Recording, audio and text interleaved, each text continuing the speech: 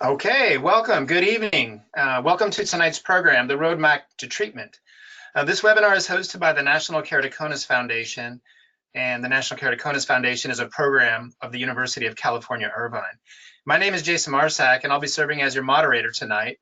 I'm a faculty member at the University of Houston College of Optometry with a research interest in keratoconus. Our panelists tonight are Dr. Matt Kauffman and Dr. Maria Walker. Dr. Matt Kauffman attended the University of Houston College of Optometry, where he earned a Doctor of Optometry degree. He completed residency in cornea and contact lenses at the University of Missouri St. Louis College of Optometry. He's currently the director of the Cornea and Contact Lens Service at the University of Houston College of Optometry, where he enjoys teaching and performing research. He also lectures and publishes on the topic of specialty contact lenses. He's a fellow of the American Academy of Optometry and the Scleral Lens Society. Also with us is Dr. Maria Walker. She attended the New England College of Optometry in Boston, Massachusetts, where she earned her Doctor of Optometry degree and Master of Vision Science, both in 2013. She went on to complete a residency in cornea and contact lenses at Pacific University in Forest Grove in the fall of 2014. And she joined the faculty of UHCO and is currently serving as a visiting assistant professor. She's a researcher as well, a fellow of the American Academy of Optometry and the Scleral Lens Society. At the beginning, we'd also like to acknowledge Ms. Mary Pruden, who serves as the Executive Director of the National Keratoconus Foundation, as well as Taylor Young, who is working to produce this webinar as we speak. This is the first of what the National Keratoconus Foundation plans as quarterly webinars, and tonight's topic is the roadmap to treatment. This first webinar is envisioned as a discussion on the provider-patient interface.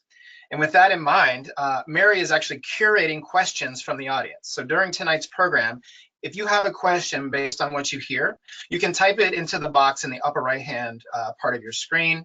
Depending on the volume of questions, we will try and adjust those both during and at the end of the presentation. So with that in mind, we'd like to go ahead and get into our program. And we'll kick a question off here to both Dr. Walker and Kauffman. Of all possible paths in optometry, tell us a bit about how you became interested in specialty contact lens fitting. Maria? Hi, thank you, Dr. Marsack, and it's such a pleasure to be here with everyone tonight. So if you look at, we have a couple of slides, so if you do have access to them and you are looking at it, if you don't, that's fine. But I just want to point out, because it really tailors to this question, I want to point out the image on the top, so above that eye. So that shows what many of you, if you have keratoconus, may be familiar with, which is a scleral lens on the eye. And I like that image if you have keratoconus or if you don't, because what it shows, it's labeled a cornea there. What it shows is an irregular cornea, and that's a patient with keratoconus in that animation. And you can see how that teal kind of fluid fills in, and you have a scleral lens on top. And it's really this diagram that has made me be where I am today with specialty contact lens fitting, because I really was able to witness firsthand how this just single-handedly, this one device, along with a lot others, but this has really been the one for me that can really change the lives of patients with keratoconus and of those doctors like us who fit them. But just because I have a fun picture, I'll show you kind of where I went through this path and where I met most of the patients who really drove me to specialize. And that was in Forest Grove, and that was in Oregon. So that's where I did my residency. So it was there that I worked with some really kind of famous specialists in contact lenses, and specifically in fitting patients with keratoconus into contact lenses, and where I got my start. So how about you, Dr. Kauffman? How did you come to the specialty side? Yeah, that's a great question. Again, thank you, Dr. Marsack, for having me on this conversation tonight. So my experience really got started here at the University of Houston during my 4th year of optometry school. I was paired up with a faculty attending that does a lot of research with keratoconus. And so I got exposure to many individuals with keratoconus and kind of fitting their corneas fitting their eyes with contact lenses. And I saw how powerful those contact lenses were to change not only the patient's vision, but to also change their lives. And so after graduation, I studied at St. Louis in Missouri at the College of Optometry there.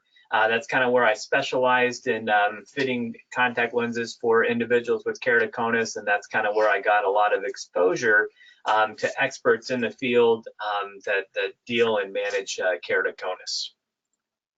Great. Well, thanks for sharing your kind of your roots of your interest. We'd also like to hear a little bit about, with your interest in mind, can you tell us something about your most memorable specialty contact lens cases? Maybe each of you have one or two that would really stand out from your career. Yeah, so mine is a little bit interesting, and the reason I want to share this one is because I think again, I mentioned that I, really specialize in scleral lenses for vision rehab with keratoconus. And so I think that a lot of patients with keratoconus have a fear, and we fear the unknown in any regard, but whether or not you had a bad experience in the past or for whatever reason, I find that sometimes patients are kind of scared of the scleral lens. It's a little bit larger than some of the other lenses you've been exposed to. But I think this case is kind of just a fun case to share, and it's very quick, but it's also can tell you that not only aren't these lenses scary, but they can actually save your eye. And if you're in the situation of my patient here. So I had a patient, she was actually, when I was in Oregon, one of my first patients, and she had come in, she was a 4th grade school teacher, and she came in and she said, I've been wearing my scleral lenses, I'm doing great, but I was cleaning my classroom. It was the end of the year, and she was cleaning out her electric stapler, and she was opening it up, and she said a staple shot out of the electric stapler and hit my lens. And so I thought, okay. And she said, and it felt like it broke a little bit in my eye, but I don't know. So she did actually bring the lens with her. And this, for those of you who have a computer, can see what the lens looks like. For those of you who don't, on the left-hand side of the screen, you can see those two tan colored things are my fingers. So you can see that's a very highly magnified image. You can see my fingerprints there. And I'm holding a clear lens that has basically a gunshot wound through the middle. And that's where the scleral or the electric stapler shot a staple at her eye, broke her lens, but you can be sure that she probably would have lost her eye if she didn't have this lens. So they're not used as a protective device per se, but you can see time and time again, I have these little, not this dramatic, but other stories about how having this device on the eye can help vision in keratoconus and can also have kind of this built-in protective effect. So that's always a fun story I like to share. How about you, Dr. Kauffman? Yeah, that's definitely an interesting story. I don't know if mine can top the excitement of that, but so I had a patient, she was a 25-year-old female. This was several years back. She presented with a diagnosis of keratoconus that she had at a different practice. So she drove in probably about an hour or two from a outside practice to our center because we specialized with keratoconus. But she also came for a second opinion on keratoconus and, wanted to kind of know her options as far as contact lenses go. So we kind of took all the appropriate measurements and, we did end up confirming that she had keratoconus, which was somewhat of a relief for her because she had been going around for several months, not knowing if she had keratoconus or if it was some other condition. And she was a case where one of her eyes was a lot more severe than the other eye. So she wasn't quite sure. She wasn't quite sure, what exactly was causing the result of that vision.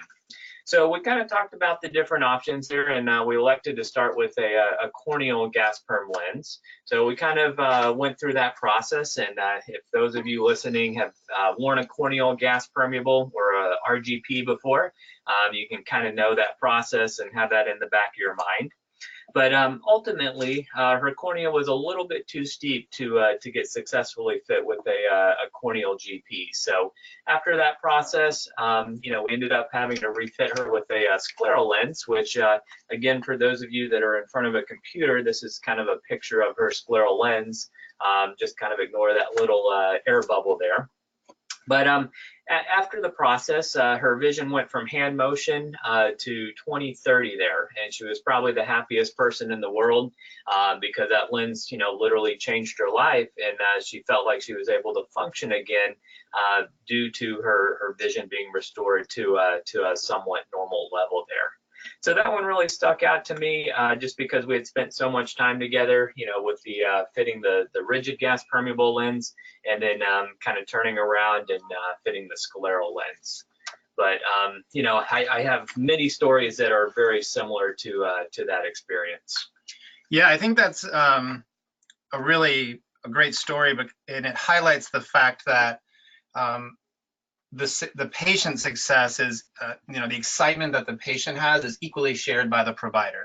When the patient is satisfied and happy and, really glowing about that, I across the board with the providers I've worked with, they're always they share that excitement for their patient. So thinking about that, kind of that doctor-patient relationship, again, Dr. Kauffman, what are some of the challenges that doctors face when fitting eyes of individuals with keratoconus that the individuals, the patients, might not necessarily know about? Yeah, Dr. Marsack, that's a great question. So, the picture that you can see on the screen here just is kind of a typical nighttime scene that individuals with keratoconus might experience there. So you walk outside, you're thinking about driving home, you might kind of think twice and, let someone else in your family or a friend drive you home, because this is a pretty typical scene, of nighttime for keratoconus. So some of the challenges that we come across on a daily basis. So I think the first challenge is there are many different options for correcting keratoconus and correcting the vision, whether it's a soft contact lens, whether it's a RGP, whether it's a scleral lens. We don't always want to jump to one particular option. So I guess just analyzing all the data, analyzing the history of the patient, kind of seeing what their lifestyle is, what their job is, the financial aspects, so, the insurance coverage. We could, have a whole hour discussion about financial coverage for keratoconus and insurance, but, that kind of are some of the challenges that we kind of face when selecting, the most appropriate lens for the patient. I think during the actual fitting process, oftentimes it does take multiple visits. So, just kind of setting expectations for the patient, working within your warranty period from the manufacturer. Literally this morning, I had one patient that came in for a scleral lens fit, and we were kind of talking through the process. And, as typical, I asked her at the very end, hey, do you have any questions? And she was like, oh, yeah, I do. She's like, my first question is, I'm getting married on October 28th in a couple weeks, so will I have my scleral lens by that point? And then she said the second question was, hey, I'm also moving out of town. And then I was like, okay, well, when are you moving out of town? And she said, again, October 28th. So that's kind of a unexpected, challenge that arose, because we have to take that timeline that we normally work within, maybe 3 or 4 months, and kind of shrink that down to about 3 or 4 weeks. But then also sometimes in the manufacturing process, and this has kind of gotten significantly better over time, but year after year, patients will come back and say, hey, doc, I'm very happy with my current contact lenses. I would just like an exact duplicate of that lens. And sometimes the laboratory is able to make a exact replica where it feels the same, their vision looks the same, but then oftentimes, unfortunately more than I can count, even though all the size and the shape and the prescription are exactly the same as what the patient had worn before, it fits a little bit differently. So those are kind of a few of the challenges that I've come across.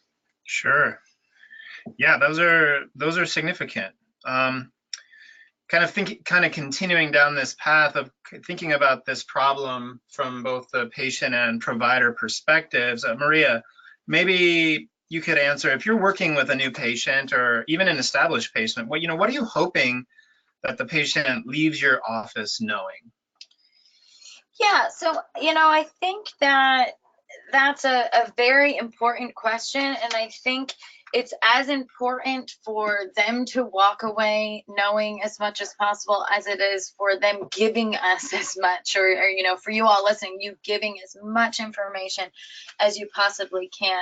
And as Matt kind of alluded to, the insurance and medical care, organizing these appointments and the financials of them can be exhausting. I'm sure many of you have had many phone calls with insurance companies and lived through this stress yourself. So some of you may have worked through some of the kinks, but what I would encourage you to do, if you haven't, is kind of, when I think of management of keratoconus, I sort of look at it as a couple, like 3-pronged steps. And so it's as important for the patients and you guys with keratoconus to understand these steps as it is for your doctor. So the first is, what's the disease, what's the condition, and how are we going to monitor it? And lucky for you, we're the doctors, we'll tell you how to do that. So you just got to show up when we tell you to show up. In terms of the contact lenses, knowing what your insurance is going to cover, what your out of pocket is going to be, even going online, there's forums, there's Facebook.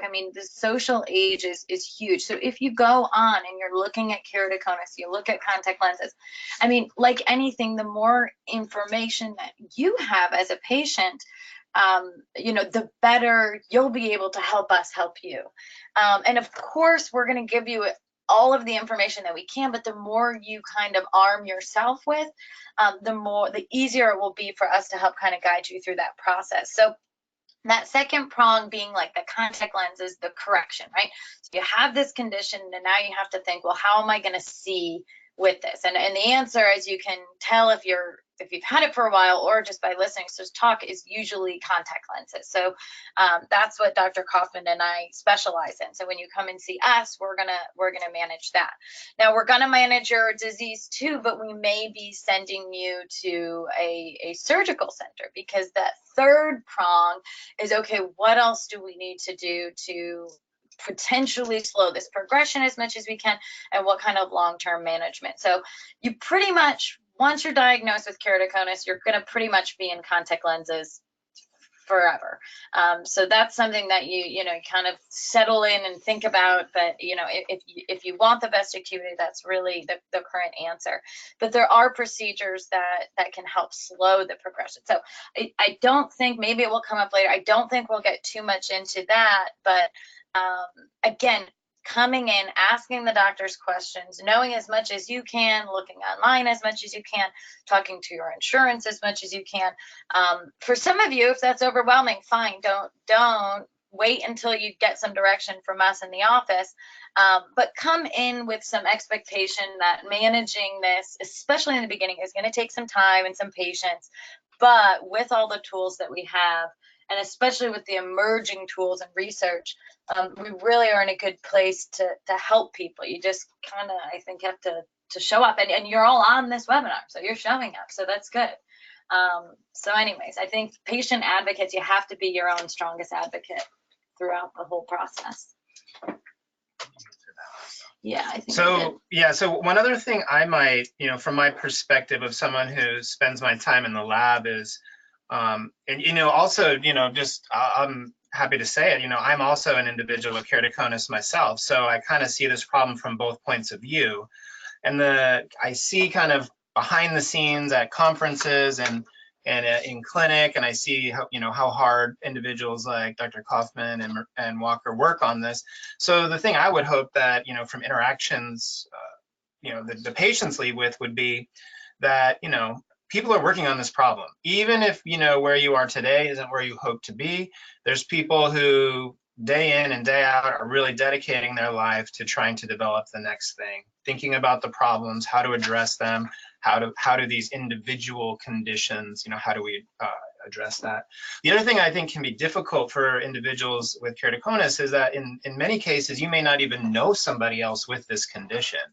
So that's where I think groups like National Keratoconus Foundation and the work that Mary Pruden and her team and individuals like the Gas Permeable Lens Institute and the Scleral Lens Society and so many other groups who are really trying to advocate and educate for individuals like us with keratoconus. So not to provide false hope, but just to say that individuals are out there working on this right now, working on these problems.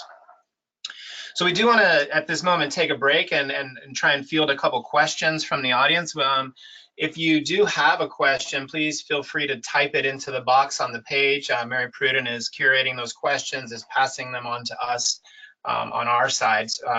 One question we did get, and this comes from James, is it necessary for scleral lenses to be so large? Maybe if one of you wants to tackle a little bit about kind of the design philosophy behind a scleral lens. So again, and that's sort of, I'm glad you asked that, because I had started by saying there is a lot of apprehension that patients often have with the scleral lenses. It is tricky. I do have probably about 20, what would you say, Dr. Kauffman, 20% of patients where I know that application is going to be a challenge. Application being insertion? Application being insertion, putting the lens into your eye. It can be tricky, especially if you have long eyelashes, especially if you have deep set eyes, small eyelids.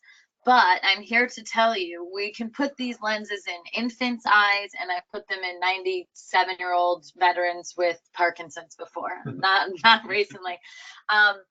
But it is extremely rare that we truly can't get them into someone's eyes. So there's, again, I think it's understanding kind of the principles with how to apply and remove.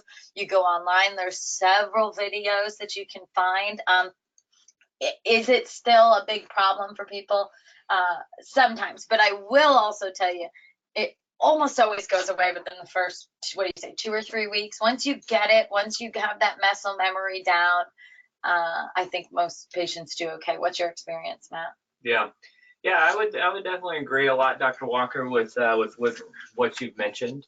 A lot of times when we go to our learning conferences, there's debate about what the ideal size of a scleral lens is. And, if you were to poll, 100 different practitioners, you'd probably get 100 slightly different answers. So there's not one magical size to scleral lenses. Some individual practitioners like fitting with a little bit larger lens, while others like fitting with a little bit smaller lens. So, if your provider has only tried nothing but really large scleral lenses, you might ask him or her if they can try something a little bit smaller if you've worked really hard on trying to apply that lens and it just hasn't been successful. Yeah, is it, thinking about that, maybe from if we talked a little bit about, patient and doctor kind of thinking from both perspectives.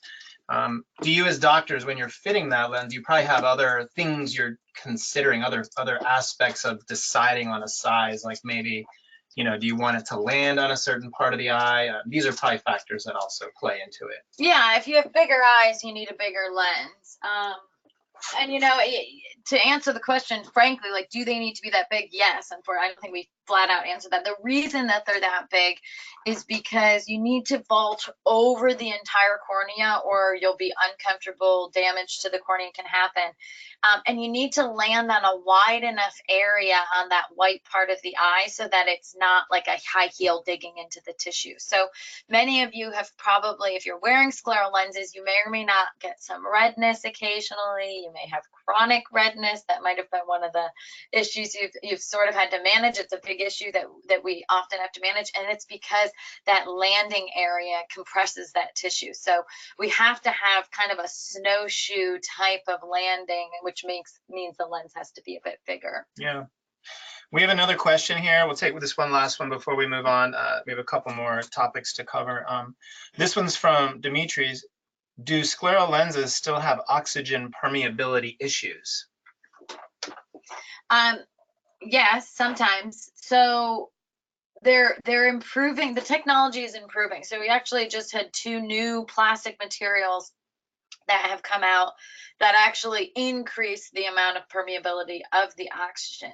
However, I have, especially patients with diseased eyes, and not keratoconus though. So, I mean, and I mean diseases of the back surface of the cornea. So keratoconus really doesn't tend to be heavy in the oxygen issues kind of group. We call it hypoxia when you don't have enough oxygen.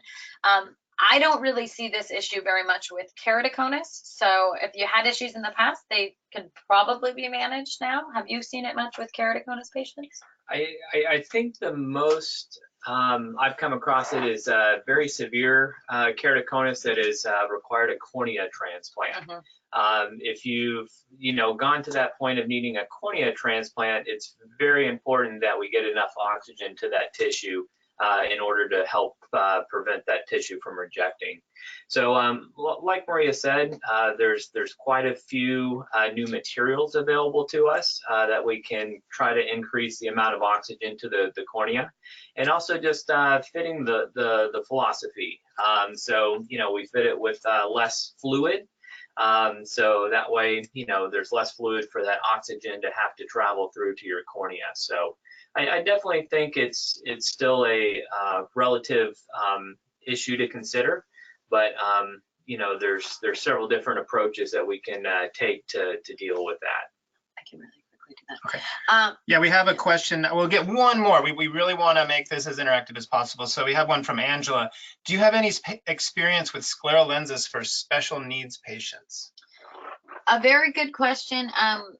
I haven't really seen many here in Houston. We used to have a couple up in Oregon. So I mean, we can do it. So there, yeah, specific experience, we don't see them a whole lot, but it's certainly, there's other colleagues that we have throughout the country that do this maybe more in a tertiary setting, but it's done, and we can work with really any patients. Again, we've got infants to elderly that have been successful with these lenses. So. Yeah, and the other thing along that same lines is oftentimes we'll end up training the caregiver.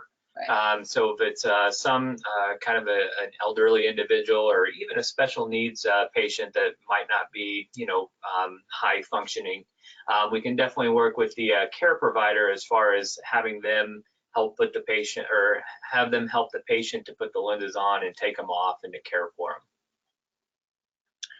them. Great. Okay, we'll go ahead and jump back in a little bit here. Dr. Kauffman, we'll kind of field this one to you. While a truly typical process might not exist given the individual nature of keratoconus, can you describe your contact lens fitting philosophy when it comes to fitting an individual with this condition? And maybe an add-on here is, I know there's some interest from questions that came in beforehand, specifically with individuals that have relatively severe disease. Sure. That's definitely a great question, and I'm sure if you haven't been to the eye doctor recently, you might not quite, or you might not fully understand, what to expect at that first visit. But really, the first visit, it's a conversation. So it's kind of listening to your story, kind of listening to how keratoconus has affected your life. We talk about your vision needs. So, are you an accountant that looks at numbers all day long in front of a computer? Or maybe you work outside and you're never in front of a computer. So we really like to kind of get an understanding of what your vision needs are, and that will kind of give us an idea about how we can best go about correcting your vision needs. We'll also obtain some measurements. So even if you've seen another doctor and you're being referred for a contact lens fit, oftentimes I do like to gather additional information, because most likely that previous doctor might not have had the equipment or might not have had the resources necessary to gather that information. So we'll kind of take some measurements of the eye, kind of the curvature. You might be familiar with what's called a corneal topography map, or a color map. So that kind of shows us, the steep parts of the cornea, the flat parts of the cornea, as well as, what part is the highest point on the cornea. Also, we'll kind of talk about finances and insurance there.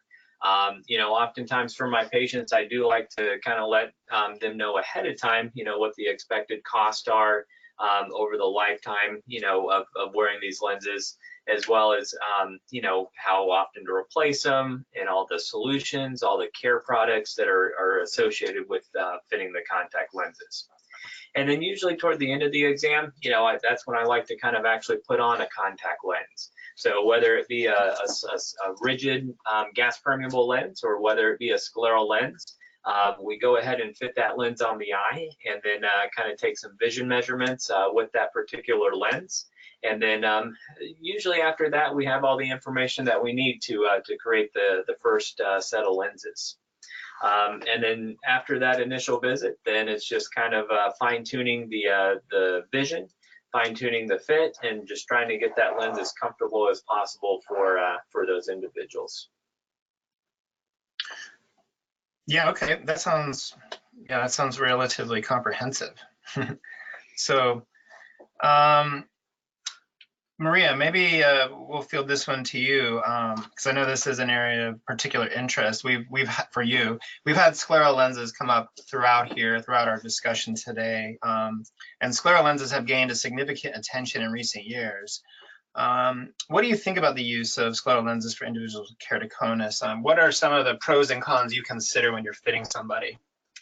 Yeah, so we already talked a little bit about this application, insertion, learning curve, which I don't mean to devalue. That's a very important, and I've seen patients really struggle with that.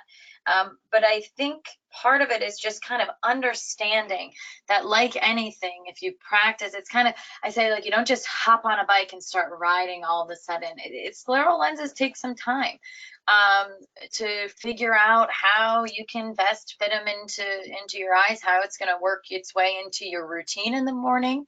I have patients who are worried because they don't have an extra 45 minutes, as they say, in the morning, which, in the beginning, that is a really a real struggle. So I think, and that's, you see, that is a con, that is something that we recognize as being a struggle. So when I'm talking to patients about it, I do kind of bring that up. We can usually tell who's going to have trouble and who's going to be able to get it more quickly. Now, like Matt had mentioned, if we do have somebody who's in the special needs category, we certainly can train caregivers. But honestly, a lot of patients in this, and I haven't seen a lot, but a lot of patients in this population will actually do okay putting their own lenses on. So I would never assume that anybody couldn't put their own lenses on eventually. I've never ruled somebody out just on that. The cost is also something that is, a real factor for most of us. So insurance is going to cover it sometimes, but if not, the scleral lens can be quite expensive. There's a huge range. You probably are going to pay a minimum of $500 per lens to a maximum of, in the thousands for some of the really highly customizable, really fancy lenses. But, talk to your provider, talk to your insurance, talk to your human health services if you need to. I think most people that I talk to, it's worth the cost. And the reason it's worth the cost is because of these pros that are kind of really outweigh. I think our benefits are really outweighing any of the negatives, including cost. And those are vision and comfort, right? So everybody wants to live their life being able to see and function with comfort. So if you have to pay I've had patients say if it costs $10,000, I'll pay that for clear vision and comfort. I think, for a more reasonable cost, we can get to that, and it is medically necessary. So if your insurance is not covering this, fight your medical insurance. We can fight some, and we send letters and we try, but again, if you get nothing out of this except for advocacy, be your own healthcare advocate. Again, you're already listening to this, so that's a good step. But the comfort too, if those of you who have worn rigid gas permeable or RGP, or kind of just the older generation hard lenses that are small, they can feel like little rocks in your eyes, and you can imagine that is incredibly uncomfortable to walk around, and vision is can be unstable. So we've really seen these lenses take off. The past 10 years, 10, even 15 years, they really, really have taken off because the vision, comfort are unmatched. And I'll kind of close up here because we need to answer a couple of the questions. But I also have, if you're looking at the slide, health question mark on our pros side. So I may touch on it at the very end, but I do a lot of research with scleral lenses, and sort of started my research with, oh my gosh, how are we affecting the health of the eyes? And it's looking like these might even be healthier for the eyes than really not wearing anything at all. So lots of pros, lots of benefits of these lenses. I'm obviously a big advocate, but it's really because they change people's lives. Yeah, and you know, a couple of things I might add. Again, when we think about this fitting process or the use of a certain specific modality, one of the things, and I've kind of known about my own personal keratoconus for over 20 years, is I just accepted the fact that things were going to evolve over time. I kind of knew that was going to be a part of my journey. And so one of the things I did was I searched out people who I thought would be a good source of information for me. Obviously, you know, I kind of changed my life's trajectory and chose a different career. But certainly groups like, again, coming back to the individuals putting on this podcast, NKCF, the National Keratoconus Foundation, they have a lot of resources, can help. One of the things I was thinking of in particular with people who might have insertion issues is I know that there are groups out there that build devices that help with, like, maybe have a light at the bottom of the plunger, or just try and do different kind of things that may make it just a little bit easier for individuals to put those lenses on.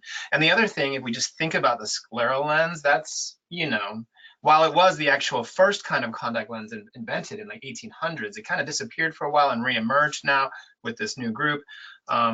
And those of us in research and those of us who are working in the field, you know, we're always thinking about new options, things we might be able to bring to bear for the individuals suffering from this disease. So yeah, so yeah, Matt, okay, so yeah, we'll go with one now with Matt.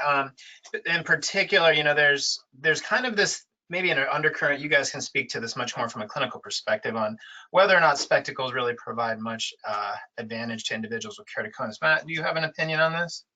Sure. So, you know, let me just start by saying that, you know, at the very first visit, oftentimes the question comes up of, you know, why can't I use spectacles, you know, to help improve my vision? And it's a very good question that unfortunately has a very complex answer there, but I'm going to try to simplify it real quick. If you think of light kind of traveling into your eye, spectacles kind of sit outside the eyeball, and there's air kind of in between where your glasses are and where the eyeball is at. So the light kind of travels through the glasses, and then it's still going to come across the cornea that is more conical shaped in nature. And that conical shape is going to kind of scatter all the light different directions there. So it's not going to really come to a nice crisp focus on the back of the eye. And so that's why when you look at images, you might see blurring associated with it. You might see shadows. You might kind of see glare. And no matter what lenses we put in front of the eye, you know, that's not going to change. Whereas with a rigid gas permeable lens or even a scleral lens, we kind of help by using fluid or using the tears of the eye to kind of help, you know, better focus those lights onto a single point in the back of the eye. Now, that being said, you know, a lot of my patients with keratoconus wear their contacts pretty much all day, whether it's 16 hours, 18 hours. I have one patient who's in college right now, so he's studying quite a bit. He wears them 22 to 24 hours during one sitting there. So that's probably the most number of hours that I've come across so far. That's a lot. But, you know, if you think about wearing contacts for that many hours every single day, your eyes are eventually going to get to a point where, you know, they're just tired or they need a little bit of a break. So that being said, I still recommend having at least a backup pair of glasses. I don't ever say, hey, you should go out and try to drive with the glasses or try to, you know, use glasses for things far away. But at least try to talk to your doctor about, you know, getting one pair of glasses, whether, you know, it's just usable vision in one eye, but maybe not the other eye. At least that way you have something to kind of function with, you know, whenever you're not wearing the contacts. Yeah, the one thing I was thinking of is like maybe at night, you maybe just want to read your child a story. Go to bed. Maybe the spectacle will get you by for that. Yeah. Or something like that. But then the other thing, Jason, I was thinking about is, do you mind sharing, your personal story with, how you feel like your vision is with glasses compared to your contacts? Yeah, I think, well, I should preface this by saying in terms of individuals with keratoconus, I was kind of maybe on the fortunate side, because the main advantage I have is I have really small pupils. Okay. So the fact that my pupil is small helps optically kind of limit the effect that the keratoconus has on my vision. With that said, in a kind of a dimly lit room, sometimes it can cause challenges for me. I do have spectacles. In fact, I'm wearing spectacles right now because I was having some trouble with my contacts earlier today, and so that vision is not. I mean, I'm satisfied with that for me. But again, one of the challenges you face, and both from the patient and the provider's perspective, is that this is just there's such a spectrum of severity with the disease. So, and even within an individual, right? You might have an individual whose one eye is very severe and the other eye is less so. So, and that can cause particular challenges too. So, I feel really fortunate to be able to wear spectacles part-time for what I need. Yeah. Okay. So yeah, we have just maybe two more questions here, and this kind of shifts away. If you kind of think about what we've been talking about so far, it's very much about correction. It's very much about the clinic. It's about providing better vision. But what I'm asking now is, from the point of view of researchers, and you're both researchers, are there areas of investigation in terms of understanding maybe the cause or the etiology of keratoconus that you think individuals with the disease might be excited to hear are under investigation? Because I know that we do spend a lot of time, myself included, in the research world talking about the consequence of the disease. But a lot of times we get asked, what is the cause of the disease? Is there any work going on there that's particularly exciting? Yeah, I think there's two areas of research in terms of the cause of keratoconus that are exciting. One is genetics, which is kind of exciting, but it's a little bit trickier to manage if we do know exactly what's going on genetically. The second, which is what I'm quite interested in, do some work on, is the inflammatory state of the front of the eye. So I know that I see a question here on allergies. Everybody has allergies. Houston, everywhere you go, everybody's got allergies. It's autoimmune diseases are going up. Keratoconus is more and more being considered kind of in this group of, you don't get a really red hot eye, but we do know that there is inflammation similar to the inflammation we see in allergies. A lot of you guys come in rubbing your eyes. Rubbing eyes has been officially associated with keratoconus.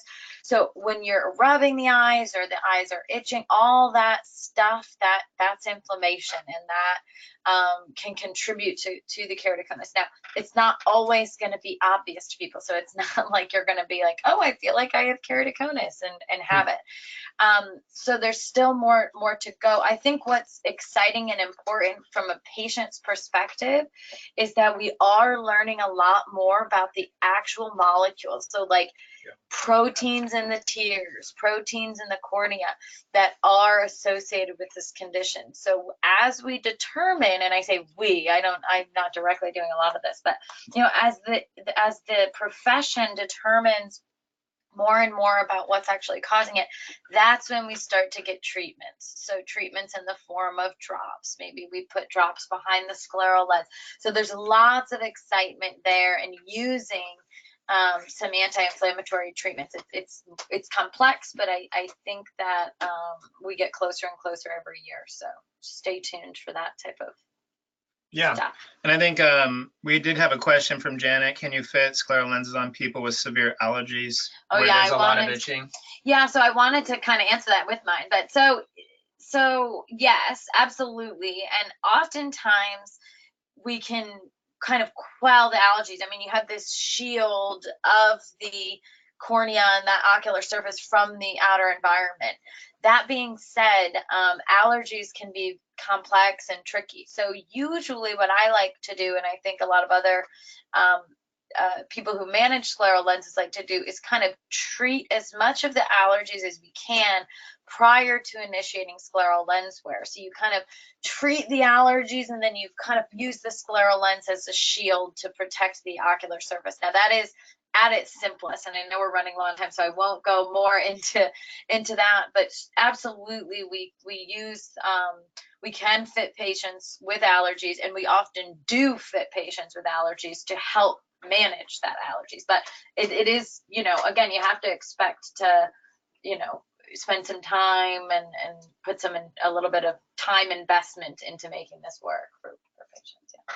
Yeah, and one thing I might add too is, you know, that very first visit, I usually tell my patients it's going to take, you know, 1 to 2 weeks to kind of get that that scleral lens or that contact lens that we order from the manufacturer shipped to the clinic. So that's often a good time to kind of, you know, initiate treatment of the allergies and try to get that under control as much as possible before that scleral lens arrives and we start wearing that. Yeah. Okay. So, yeah, we'll kind of come to, this is a similar question, maybe, but more from the perspective of tools that you might see in the clinic or different ways of correcting the eye. So, thinking about work that's happening with characterizing the disease or the cause or the origin of that. But how about, is there anything from your perspectives that you see that's exciting in terms of correction or maybe more characterization, measurement of the eye? And in full disclosure, we should say that certainly all three of us here have contributed to projects related to optical correction of the eye. So in full disclosure, we do that, but we can still be excited about things that are happening in the field. So we did want to make sure this question was asked. So anything like maybe measurement wise in your clinic, Matt, that you are excited, or things that are coming down the road that you think will help this group? Yeah, that's a great question. So I think when we first look at scleral lenses and when scleral lenses first came about, even if we go back, you know, maybe 15, 20 years, the scleral design was very basic there. You know, it pretty much had not really a one size fits all, but as far as, you know, our options, we were very limited when we were trying to fit a variety of surface shapes. So there's been a lot of tools that have come about to better give us an understanding of, you know, the topography, not only of the cornea, but also of the sclera as well. Because oftentimes with these scleral lenses, they kind of vault completely over the cornea. And so the only part of the eye that they touch is the white part of the eye or the sclera. So this technology allows us to determine, you know, the high points, the low points, any variation between, you know, one meridian and another meridian. So say, for example, you know, at the 12 o'clock position, it might be, you know, really flat.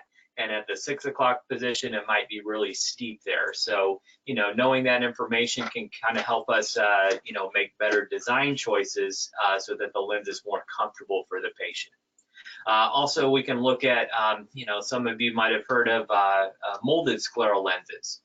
So they kind of take a mold of the surface shape and then kind of create a scleral lens based off of that. So that's a relatively new piece of technology. But then also from a optical perspective, you know, I know, Jason, we've kind of done some work here at the University of Houston with improving the patient's vision, even beyond, you know, what we call conventional treatments or conventional scleral lenses. And that has to do with, you know, kind of correcting what we term higher order aberrations. And basically that's a fancy term for saying, you know, distortions of the eye caused by keratoconus that cannot be corrected with, you know, regular glasses or even traditional contact lenses there. So it's kind of taking almost like a fingerprint map because everyone's aberration structure is different, and then placing that aberration correction in a scleral lens to try to help improve their vision and their quality of life. So I definitely think it's a good time to kind of be fitting scleral lenses and kind of caring for patients with keratoconus because we have a lot more tools in our toolbox than we did, even 10, 15 years ago. Yeah, and I would probably add to that, in terms of some of these more sophisticated optical corrections, we've certainly looked at that. There's individuals in current clinical practice looking at that. There's other research groups looking at it. I just think that the community of clinicians and researchers with keratoconus, they're just super passionate about this area and really helping individuals with this condition. I think we're all just really motivated to move this field forward and think about the individuals who are suffering from the disease and the condition. Kind of with this, we did have a question from Adam. His question is, I still have 20/20 vision with glasses and I've never been talked to about contacts. At what point of vision degradation do contacts make sense, and should I push to try this option for the sake of improved vision quality? And let me just I'll start with this. I'm gonna think about it first from the point of view of an individual with the disease. And, as someone who's a relatively successful spectacle wearer, I would make sure that don't let anyone else impose their metric of what good vision is on you. If you're satisfied with your vision, then that is sufficient. If we can always be pushing to do better and better, but in the end of the day, the way I think about it is there's a couple of different dimensions that I think about correction. One of them is cost. How much is this costing me in time and money in order to get this correction for me personally? The other is comfort. Can I wear this correction satisfactorily for the number of hours I need? And the third is performance. How well am I seeing with this correction? And those are three of the broad brushstrokes I think about personally. You may have others that are very important to you, and those are very valid. But if you kind of think about what's important to you, if you think about the things that your lifestyle, let those factors also kind of play an important role in your decision. Certainly, it's reasonable to talk about contact lenses with a provider. I think Dr. Kauffman and Walker here, they would love to talk to their patients about all the options when they come to talk to them. But improved visual quality is important if it's important to you. If it's an important part of your function, if it's starting to make it more difficult for you, then that I think is a reasonable thing to do. But just again, and kind of closing for my part here is I just don't let anyone else put their standard of what is important optically onto you. If you're satisfied, that's great. If not, start that conversation with your doctor. Do you guys have any thoughts on that? Yeah, I would just say, that's something that you can figure out with the doctor in the office, because there are ways that we can test for quality of vision. So 20/20 is a quantitative number. Mm-hmm. I absolutely agree with Jason. We have a saying in medicine, if it's not broken, don't fix it. Mm-hmm. So if you're doing fine with spectacles, great. You should still go in just to have the disease monitored, but I would never push somebody in. That being said, I've also had the other side of that token where I have had patients say, why didn't you put me in these earlier? So I think it's just part of having that conversation. Yeah. And sometimes I'll put one lens on somebody if we have time and just say, hey, you don't have to commit. Let's just show you what you can get. But yeah, I think if you're doing well with glasses, there's nothing wrong with staying with what works for you. But I do appreciate what you're saying. If you're wearing glasses successfully, or if you're wearing any correction modality successfully, if you have a great rapport, or any rapport, or no rapport, whatever, with your doctor, ask them, hey, I heard about this way of doing things. Maybe we try that. And they have fitting sets for different lenses. Can I try one of those on just to see what it's like? That's a totally reasonable approach. Yeah. Yeah. The other thing too is, we've had patients that are 20/20 on the acuity chart, but they still say, hey, I'm not happy with my vision. I would encourage you to try to draw out what you come across. So say, for example, if you're looking at like a lamp, or even like a tail light or a headlight, if it's kind of smeared one direction or smeared another direction, try to draw that out and bring it to your next eye exam, and say, hey, doc, even though, I see 20/20, this is kind of what my quality of vision looks like. And oftentimes, that will kind of be an eye opener for the doctor, because they wouldn't have, thought about that before. Yeah, tell them it's your point spread function. You'll really impress them. Yeah, well, actually, so if you're, you know, analytically inclined and a researcher, go online, fill out. There's a cool there's a questionnaire validated by the National Institute of Health. It's called the NEI-VFQ, Visual Functioning Questionnaire.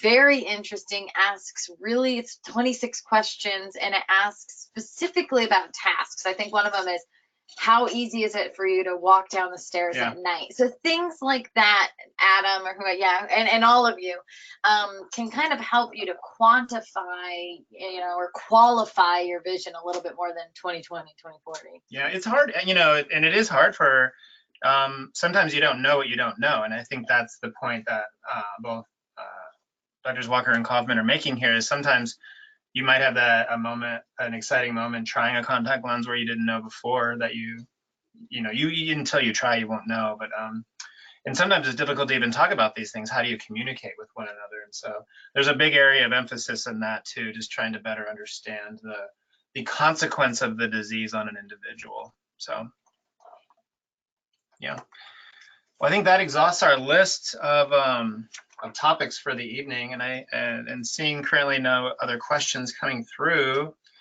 I'd certainly like to thank Dr. Maria Walker and Dr. Matt Kauffman for their participation. Also like to thank again Taylor Young and Mary Pruden for being on the other side of this and in California and helping us kind of present and be here on our side in Houston. We hope you've enjoyed the webinar and learning something, hopefully, about this condition. I know that I've definitely benefited from this discussion. I love talking about these things. We would also like to invite you to join us at our next webinar on January 14th. We'll be talking with Dr. Barry Iden of North Suburban Vision Consultants in Chicago. We'll be discussing early diagnosis and progression detection. So again, maybe thinking a little bit about the tools clinically used to track the disease. And again, always for more information, please visit the National Keratoconus Foundation website at nkcf.org. That's a real wealth of information there for individuals and family members and friends of individuals with this condition.